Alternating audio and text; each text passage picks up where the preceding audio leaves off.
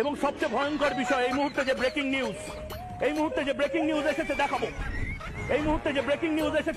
শৌচাগার থাকা সত্ত্বেও ভারতের 60 কোটি লোক মলত্যাগ করে খোলা স্থানে। অভ্যাস আর স্বভাব দোষেই এহেন কাণ্ড করেন অনেকেই।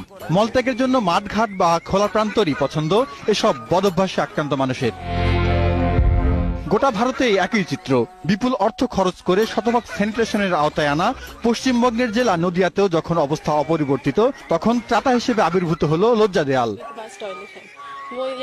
গ্রামের সকলের নজরে পড়ে এমন জায়গায় বসানো দা ওয়াল অফ শেম তথা লজ্জা দেয়ালে খোলা স্থানে প্রকৃতির ডাকে সাড়া দেওয়া সব করিতকর্মাদের ছবি প্রদর্শনের অভিনব উদ্যোগ নিয়েছে প্রশাসন।